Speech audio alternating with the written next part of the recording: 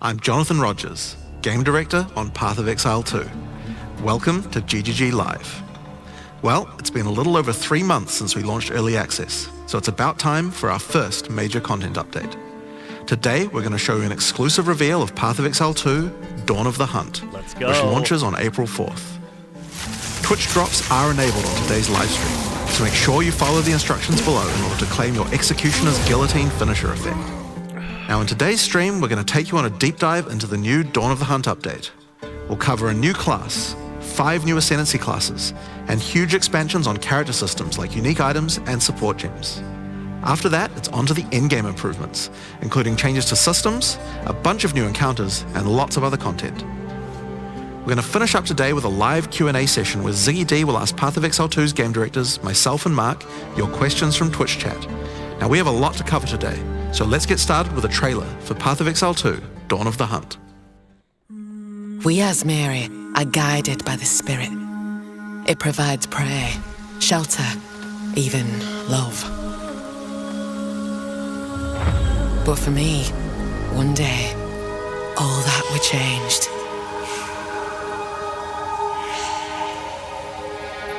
The Spirit, it showed me something. Something forbidden. And to defend all I loved, I used it. I lost everything that day. But fate weren't finished with me yet.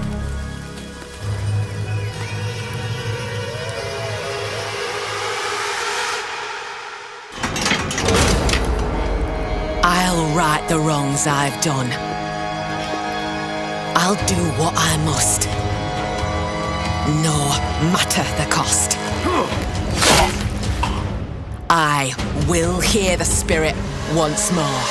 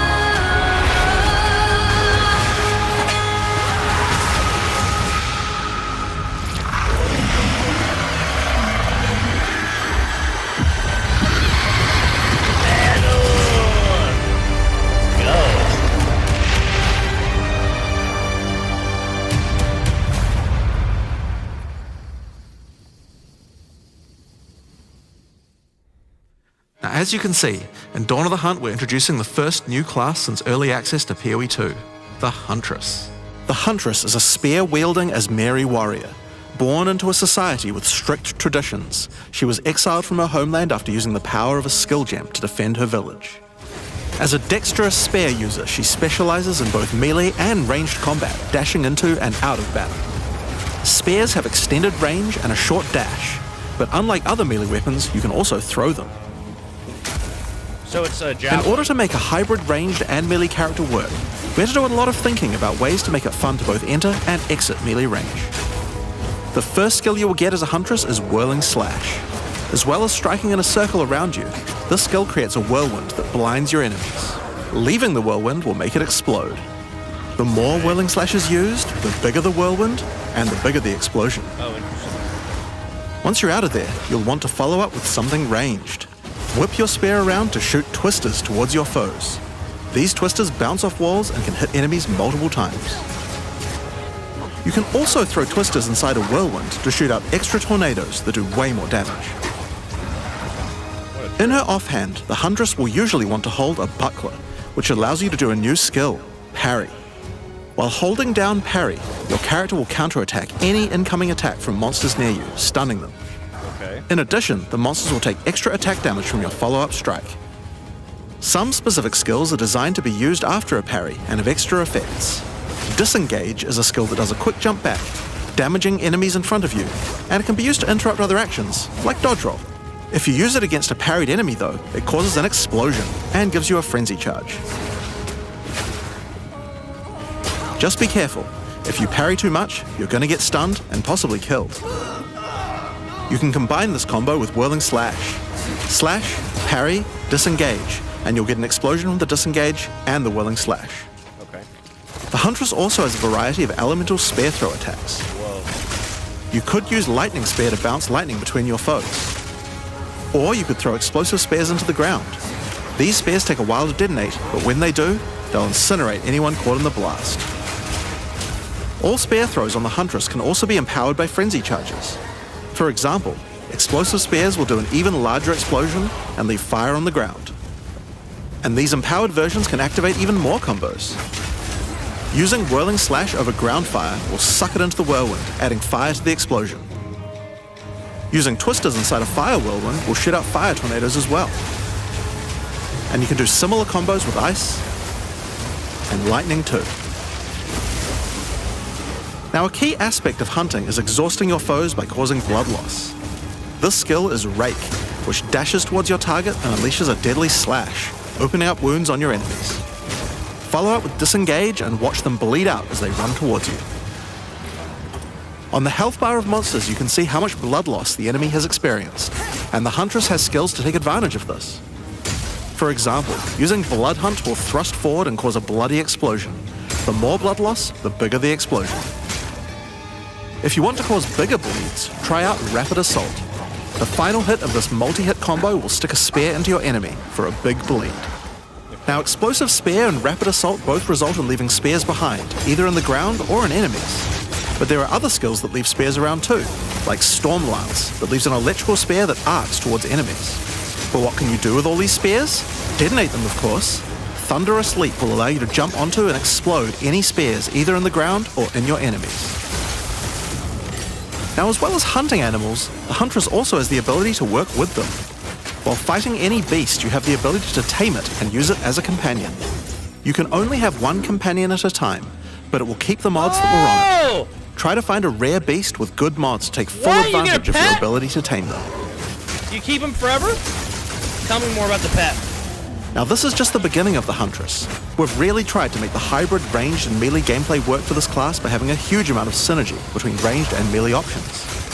There are 22 new skills available for the Huntress. By endgame, you'll be slinging hundreds of insanely powerful spears, sending forth spirit animals and summoning the might of Solaris from the sky. Wow. But we still haven't talked about Ascendancy classes yet. What can the Huntress ascend into? Well, the first Ascension class you could choose is the Ritualist. The Ritualist has embraced the darker side of his merry traditions by harnessing the power of animal sacrifice and plague. The Corrupted Life Force skill causes all enemies around you to grow volatile blood boils on their skin. When those enemies are slain, the boils will burst, spreading corrupted blood to all enemies around them. The Ritualist also excels in taking advantage of magical trinkets. The Unfurled Finger skill allows you to equip an additional ring on a finger around your neck. Taking Mystic Attunement increases the bonuses of all the rings and amulets you have equipped. Now, this is one of my favorites. As the Whispers Ask grants you a new skill, Ritual Sacrifice. Use the skill on the corpses of slain rare monsters to absorb the power in their blood to give you one of their modifiers for a short time. Specialize further into Ritualistic Sacrifice with As the Whispers Demand, which allows you to perform that skill on yourself instead of a corpse. Cut your own hand, sacrificing some of your own blood to empower yourself. The Amazon Ascension is for those looking to hunt more than just beasts. Trained as an elite guard to the most important Asmeri elders, the Amazon will use more traditional fighting techniques mastered to perfection. The Predatory Instinct skill will cause you to reveal weaknesses in the defenses of rare and unique enemies, causing you to deal more damage. You can see those weak spots represented on their life bars. While using elemental infusion, any charges you consume will infuse your weapon with elemental power, causing any projectile attacks to explode on impact. The critical strike skill is as simple as it sounds. It takes your excess accuracy and gives it to you as critical strike chance. Additionally, you have skills like Mystic Harvest, which allows your elemental damage to leech life, and as Mary Brew, to be able to use either flask to restore both life and mana. So those are the 2 new Ascendancies for the Huntress, but those are not the only Ascendancies in Dawn of the Hunt. We've added a new Ascension class for 3 of the other existing classes too. First up, for our warriors out there, we have the Smith of Kitava.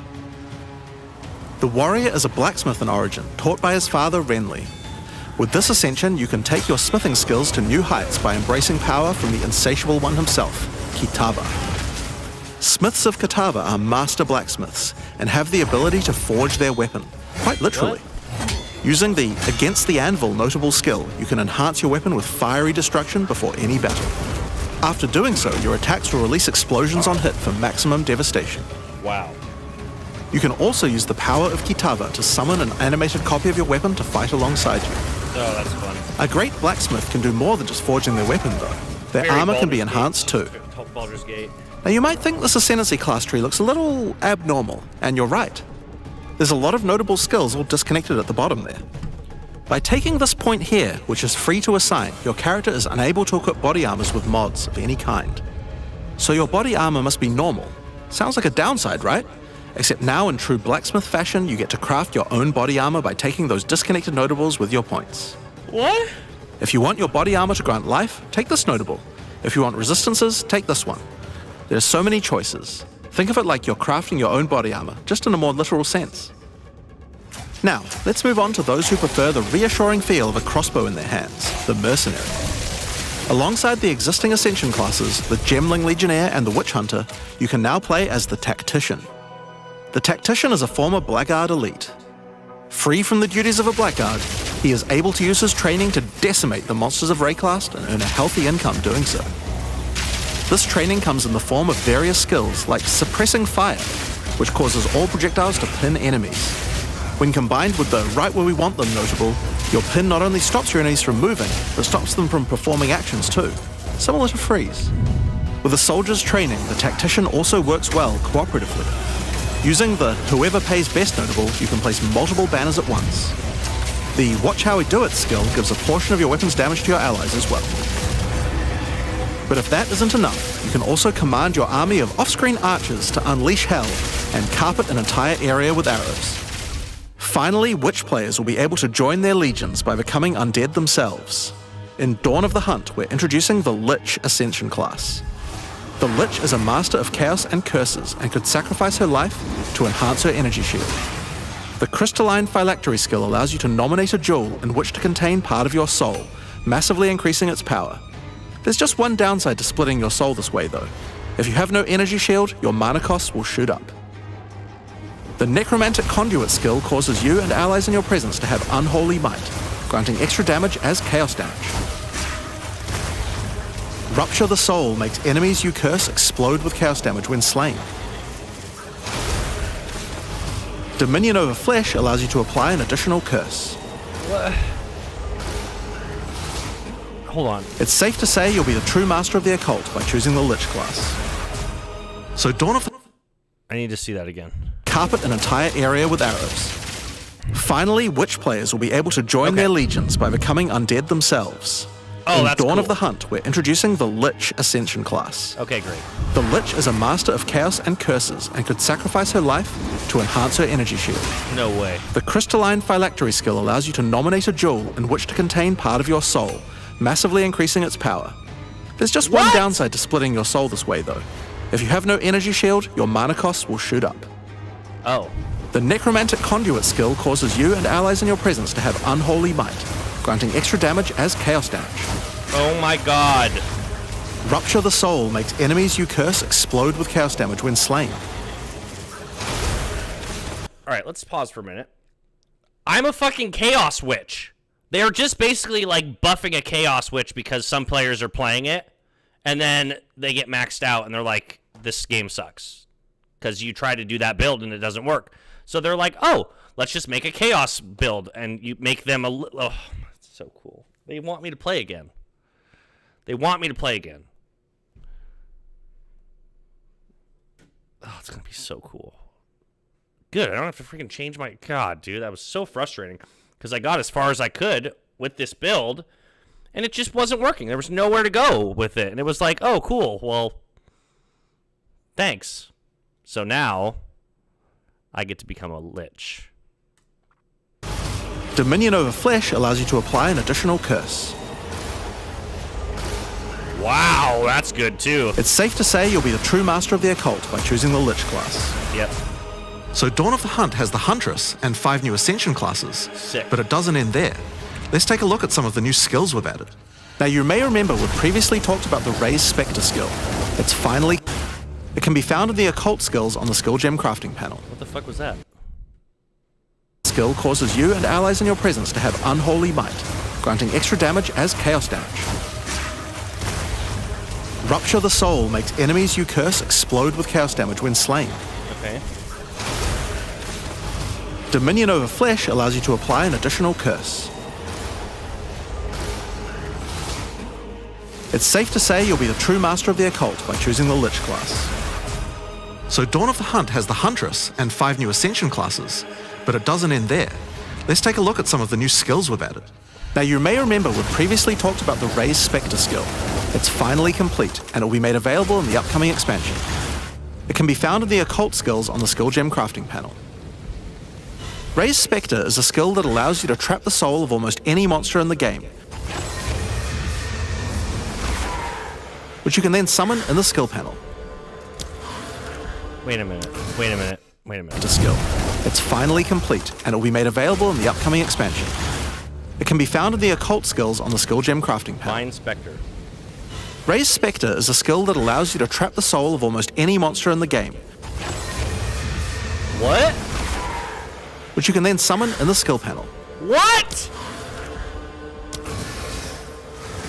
Spectres cost spirit and will revive automatically if they die. But the What? spirit cost varies based on the power of the monster. You Okay. could summon an army of weaker monsters, or a few of the more powerful monsters. Oh! You can combine them with your existing skeleton minions, or summon exclusively spectres.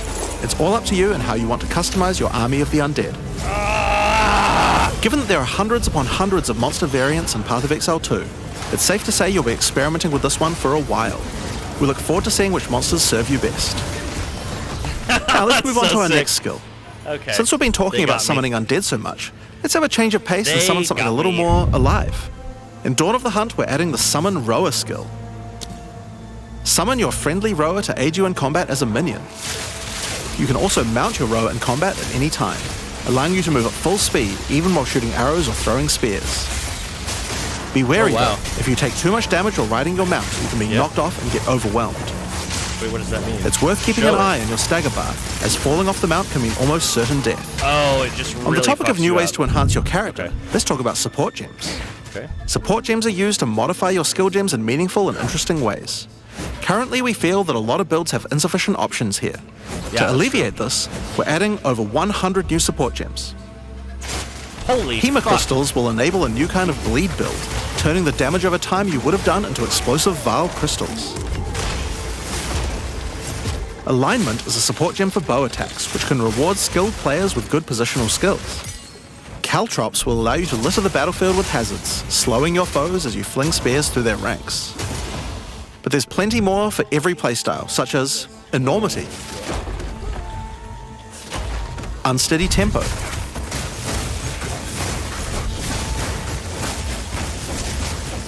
Profanity, What's that? Consume a corpse. Retaliate,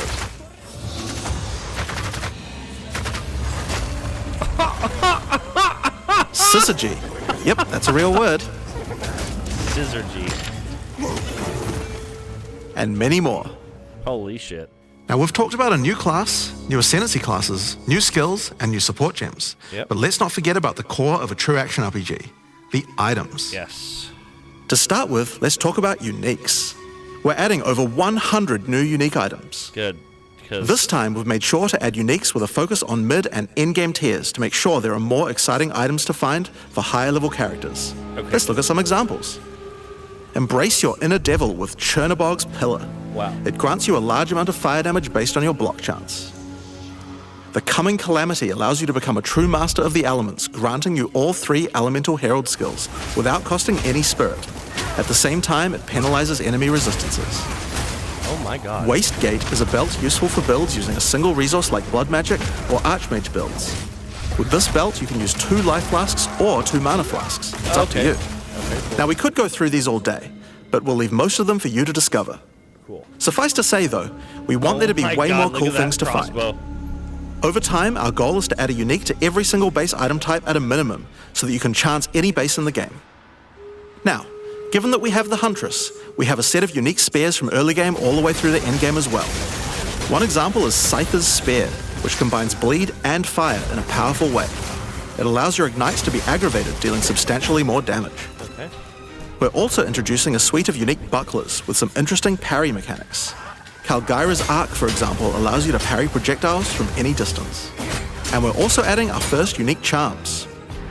Bayra's Anguish will not only protect you from ignite, but will also emit a devastating fire nova whenever you do get ignited. Wow. In sum, there's just a ton of new uniques to find. We can't wait to see the weird and broken builds that come out of it. Now, we also want to talk about crafting options. Holy In shit. each major update during early access, we'll be continuing to add and improve the options here. Okay. We have various new crafting tools that have been added as rewards to many of the different types of new content that we're adding. But for now, I just want to mention the changes to runes. Runes add commonly available mods, but since they only have 1 tier, flat damage mods tend to get outclassed by in-game. So we've changed runes to have multiple tiers, allowing you to get higher tier mods than before. Our plan is to significantly expand the number of more specialized mods for crafting using socketables as we add new content over time. And the first new set of those comes from what we're talking about next. In Dawn of the Hunt, we're adding Asmerian Wisps, which can be found throughout both the campaign and the endgame. The Asmeri spirit has made itself present in Rayclast, and it appears to be trying to warn, or maybe prepare us for the coming darkness. You will first encounter a manifestation of it in the Grellwood in Act 1, where you'll meet Delwyn, an Asmeri hunter who is trying to find out what exactly is causing the spirit to behave this way. As you approach the wisp, it will flee, leading you past monsters. Any monsters it comes into contact with are infused by it, making them more powerful. Each spirit is associated with a specific revered animal within Asmeri culture. This one is a wisp of the Great Bear, and grants enemies extra life and stun. The wisp moves faster the closer you are, and as you move away, they slow down to wait for you. But if you get too far away for too long, they'll dissipate and return to the woods. As you continue to chase the wisp, it will find and possess a rare or unique monster, granting it a new powerful ability. Because this was a wisp of the Great Bear, this monster now also has increased life and stun, but on top of that, it will periodically summon a large spectral bear that slams with wild fury. If you're able to defeat this foe, you will be rewarded. For each monster that was infused and killed along the way, the rewards will be increased. Each wisp has its own mechanics. The Wisp of the Winter Owl is a primal wisp that causes enemies to deal extra cold damage, gain energy shield, and release wind vortices on death. When infusing a monster, they will call down large tornadoes to protect their host. The Wisp of the Wild Cat is a vivid wisp that causes affected monsters to deal more critical strikes and become more evasive. When it infuses a monster, it will summon a barrage of feline spirits that will attempt to tear you limb from limb. If you're lucky, you may even find sacred wisps that can do some pretty crazy things to the monsters they influence. Like the Wisp of the Cunning Fox, which turns normal monsters into magics, magic monsters into rares, and rare monsters into actual bosses. Asmerian Wisps can drop a new set of socketable items that allow you to craft a wide range of interesting new mods onto your items. Each one may only be used on a specific item slot. As mentioned, the Asmerian Wisps can be encountered throughout the game, but there's also a new endgame map called the Asmeri Ranges, a mountain village where the Asmeri once lived, now overrun with corrupt monsters. This map always has multiple Asmerian Wisps in it, and familiar, yet not quite the same boss fights. Asmerian Wisps can also be further modified by the endgame Atlas tree as well, and by tablets. What? But I'm not going to be the one talking about those things. In order to cover all the new content in Endgame, I'm going to hand things over to Mark. Hi, I'm Mark Roberts, Game Director on Path of Exile 2. There's a ton to talk about with the endgame today, so let's dig right in. Path of Exile 2's early access began with a brand new endgame, and it was clear that it needed a lot of work. After absorbing your feedback, we're ready to make some epic changes. The first thing is, we just need a lot more content. In Dawn of the Hunt, we have made sure to focus on increasing the sheer number of interesting and different encounters you will randomly stumble into as you explore the endgame. And the second goal is to smoothen the progression through maps and reduce the amount of annoying busy work. To start with, let's talk about the new interesting stuff to find. Well, so much annoying busy the most work. obvious thing to add are new maps.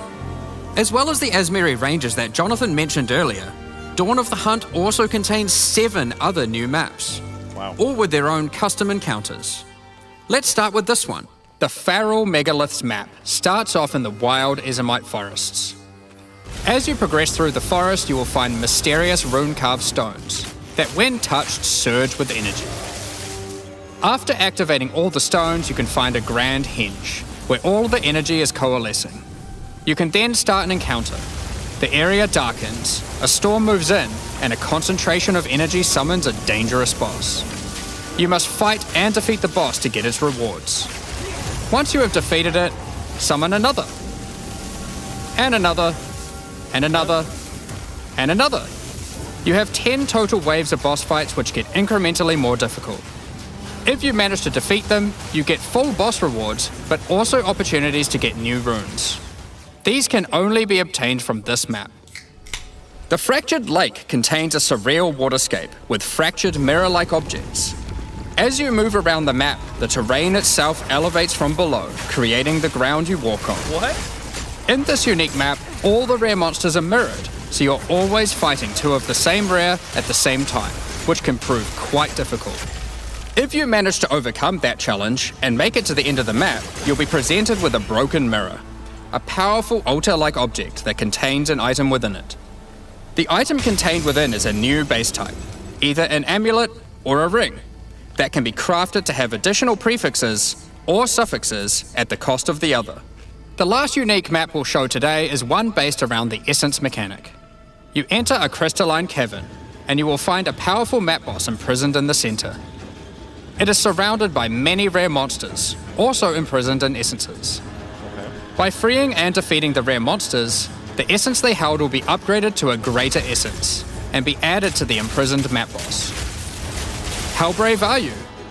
How many essences will you add to the boss? Overdo it, and you might lose everything. Underdo it, and you might regret it. It's your choice.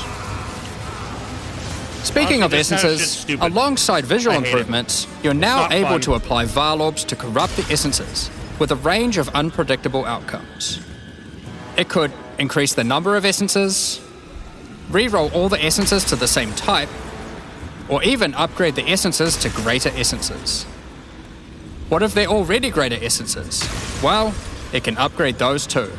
We have 4 new corrupted essences. Essence of Hysteria, Delirium, Horror, and Insanity. Each corrupted essence has its own interesting combat mechanics. For example, the essence of Insanity causes you to question even your own mind, as monsters split into shadowy clones, and you must locate the real one before a devastating icy explosion freezes everything around it. Each of these has their own crafting outcomes. The essence of Insanity can be applied to a belt. It adds a mod that will ensure the next Varlorb used on the belt will guarantee adding 2 enchantments. Oh. It's worth noting all the essences in the unique map can also be corrupted too, if you're willing to risk it. It's worth noting we have also added 10 extra Atlas passive points you can earn by completing 5 different unique maps. Okay, that's pretty cool. Now, new maps are just the beginning. We had a goal where we wanted to make sure you were constantly finding exciting new content, Yeah. and that it could be lurking around any corner. Yeah. So, we have That's what I added like. a bunch of new things that you could stumble into in any map you run. On your travels, you will sometimes encounter rogue exiles. Others this. like you who have been exiled and are openly hostile. Some are malicious, Some are mad, while others are simply fiends for loot. They will challenge you, a fight to the death. They use the same skills available to players, and even the same items. Really? They aren't just dressed up in those items, they're actually using them. It's going to feel like a true player versus player situation. It's gotta be AI, then. Of course, if you are able to slay these exiles, those items will all drop on the ground. So if you encounter an exile using a powerful or valuable unique item, which you can see displayed under their life bar, you want to be damn sure you kill them. Because if they kill you and your party, they'll portal out, taking their items with them. Every fight will feel completely different depending on the items they come equipped So you with. get unique These that they're exiles using. are much smarter than your regular monster. That's fucking cool. They have capabilities to dodge roll, avoid your abilities with smart pathfinding, smart targeting, and much more action-packed gameplay. Fortunately, they're like you and they're not super durable. Unless, of course, they're wearing uniques like Calm's Heart, in which case, expect a longer battle. There are 12 different rogue exiles you can find, each with their own skills and personalities. Some may insult you, while others may admire your honor in combat. Another encounter you might stumble onto in Dawn of the Hunt are one of 4 new unique strongboxes. Strongboxes are chests with modifiers. When you try to open them, they activate traps and spawn waves of monsters that you must defeat to access the loot. Let's take a look at 2 of the new unique boxes that are harder to find and behave just a little bit differently. The Ogham's Legacy Strongbox has a corpse splayed out in front of the rune-carved stone. Upon interacting with the stone, you activate Forbidden Ezomite magic, which revives the monster as a powerful rare. The Strongbox comes with a modifier which determines how many times it will revive that rare. Each time you defeat the monstrosity, the Strongbox revives it again, adding an extra modifier to the monster. With each resurrection, it becomes more difficult, but also more rewarding. When does it stop? This Strongbox is infused with thaumaturgy from ancient Vaal technology. Eshel's Torment has a powerful artifact inside, and is guarded by chaos itself. Defeating the monsters will grant you a unique item, with a specific corrupted outcome. You'll have to find the other 2 for yourself to see what they do. Wow. Now, let's talk about the introduction to the endgame. Upon starting the endgame, Doriani tasks you with cleansing corruption to help restore the land. However, in practice, the quest objective just sent you on a grind to clear 15 maps. We wanted to make the quest to unlock your Atlas passives much more interesting. Now, Doriani is tasking you with a more specific objective. On the Atlas, you will find areas of corruption caused by the beast. In the center of each one, you will find a corrupted nexus, the source of the affliction. In the areas leading up to the nexus, you will notice that corruption spills out from slain enemies and amalgamates into powerful monsters. Corrupted maps existed on the Atlas before, but we've done significant work on improving these monsters. We've also done a full pass on the modifiers on these maps to make them more interesting and more rewarding. Once you reach the Nexus, you will have a new task: cleanse the source of corruption. When you defeat the last rare in those maps, they will spawn one of 3 terrifying bosses, amalgamations of corruption itself. After defeating that boss, Doriani will come and cleanse the corruption for good. As the remains of the boss are purged of corruption, it coalesces into raw crystallized power, which you can use to gain points for your Atlas passive skill tree, the upgrade system that allows you to add and enhance content in your maps. We didn't stop there though. When you complete a corrupted nexus, all of the remaining surrounding corrupted maps will become cleansed maps. Okay. Cleansed maps also have new monsters, a new boss, and their own set of modifiers and rewards, including finding fracturing orbs by slaying cleansed enemies. These orbs can be used in crafting on a rare item to cause one of its modifiers to become fractured. Wow. A fractured modifier is one that cannot be modified by any means. You are able to freely modify the item, ensuring the fractured modifier will never change. If you get the right item with the right mod, it can prove to be a very powerful crafting base indeed. You must now choose. Wow. Do you complete all the corrupted maps and then the Nexus? Or maybe you beeline to the Nexus, complete it, and do all the remaining maps cleansed. Both have rewards to entice you and challenges to assess. Now, let's have a talk about towers. One thing we've had a lot of feedback on is the busy work around running towers and managing your tablets. The first change we've made here is that we have reduced the number of towers drastically, so there are now 1/3 as many as before, but we've made them much more powerful. To start with, tablets now inherently add twice as many mechanics, but that's not all. Running higher tier maps and towers now increases the number of mechanics applied by tablets. By tier 15, the bonuses double, allowing a single tablet to now add 4 times as many mechanics as before. So, we're running far fewer towers, dealing with fewer tablets, and affecting even more maps than before. But because there are fewer towers overlapping with each other, you won't get as many opportunities to stack different tablets. In order to solve this, we've made it so that each tower can consume up to 3 tablets at once. You always get 1 slot on completing the tower, but if you can complete a tower with more mods on the waystone, you can unlock a 2nd or 3rd slot. Overall, this allows for even more juicing from towers, while drastically reducing the amount of busy work you have to do. On top of that, towers are much more interesting maps because they can now spawn with all mechanics, including bosses. Each tower map has a new boss. Let's take a look at a couple here. The boss fight of the Alpine Ridge map has 2 powerful witches contesting for territory. One witch has an affinity for ice, the other fire. Who will win? Hopefully neither. The boss of the Sinking Spire map is a remnant of the Val that has been charged with lightning. It uses a full suite of lightning abilities, but be careful. If any of them hit the surrounding constructs, they will power up. Another thing that we've seen a lot of feedback about is sustaining waystones. As we looked into it, we realized that the people who couldn't sustain waystones were dying a lot. A lot more than we had expected. And that made us realize something. During the campaign, the expectation is that you can die multiple times in order to learn how to overcome challenges. You are able to learn how the monsters behave, adapt to their skills, and eventually overcome them. Yeah. But as soon as you get to the endgame, you are effectively no longer allowed to die if you want to sustain waystones. By the time you are getting towards the end of endgame, we want you to have to be careful not to die. But it certainly shouldn't be that we have such a sudden shift as you run your first maps. The first change we're making is you can now respawn and return to a map if you die. Continuing from where you left off. When you start the endgame, you get up to 6 total attempts per map. As you add more modifiers to a waystone, the number of respawns goes down. This means that as you get to the point that you're running every waystone as a rare, you will have to be more careful. In parties, everyone gets to respawn that number of times. I never got to endgame, by the way. This is all like... But we still think it's important that you can kill a boss in one go. In order to allow that to happen, we've made a change so that once you start the boss fight, it changes over to the same respawning system we use for pinnacle bosses.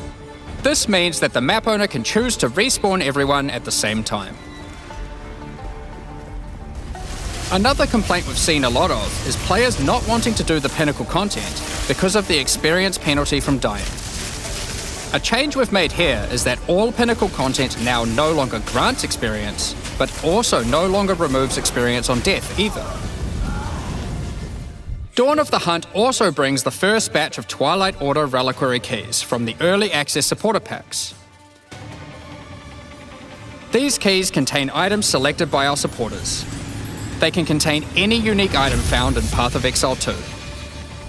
If the selected item is a pinnacle boss drop, then only special keys dropped by this content will be able to provide these items. For example, pay to win? Hand of Wisdom in action can only come from a key dropped by Zesht. We're also making a change that allows pinnacle boss uniques to drop at any difficulty. Rarer uniques will be rarer at lower difficulties, but still possible to find. This applies to the drop chances for the reliquary keys from this content as well. We spoke about towers and tablets earlier, but we have also added a suite of unique tablets. Each of these adds crazy interactions to the maps influenced by it. For example, This unique tablet allows you to run any map in a tower's radius without requiring connections, which can be quite useful for jumping gaps and traveling around your atlas. And this tablet causes all runic monsters spawned during expedition encounters to be duplicated, and weakens all expedition monsters that emerge from the ground. The Atlas tree has also been expanded, and you can find many of the new mechanics there, and improvements to existing ones too. Now, through this livestream, we have mentioned quite a few new crafting options that we've added. New runes, corrupted essences, fractured mods, and jewelry crafting bases. But we did have just one more crafting system to talk about: recombination. Expedition was the only in-game mechanic that was lacking a crafting system, so that needed to change. Recombination is a mechanic that might be familiar to some players. It allows you to merge two items together, hoping to get the best elements of each on a single new item. What? This new crafting bench will be unlocked as you complete your first expedition, and requires artifacts found during expeditions to fuel it. The rarer the mods on the item you are combining, the more expensive the cost. Okay. That wraps up all the major in-game changes we're talking about today. With all the system changes and new content, we can't wait to get in there, start blasting maps, and obliterating monsters. There is one more thing we wanted to clarify before we move on, which is that all the content we've talked about today will be made available in the existing early access leagues, so you can play your existing characters. However, there will be new leagues made for those who wish to start in a fresh economy. It is recommended to start over and get the full new experience in the Dawn of the Hunt leagues. Okay.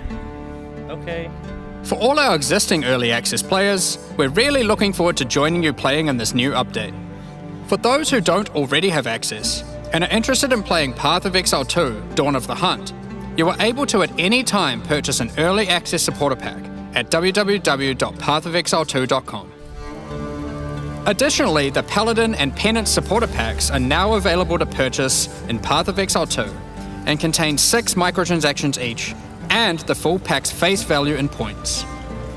All the microtransactions contained within these packs are purely cosmetic and do not affect your character's power or progression in any way. Thank God. Thank you so much for your ongoing support. I was gonna say, I was like, is this pay to win? Wow. Yeah, that's really cool. I'll probably definitely play that. And, that's exciting. I'll probably get on too and kind of see what I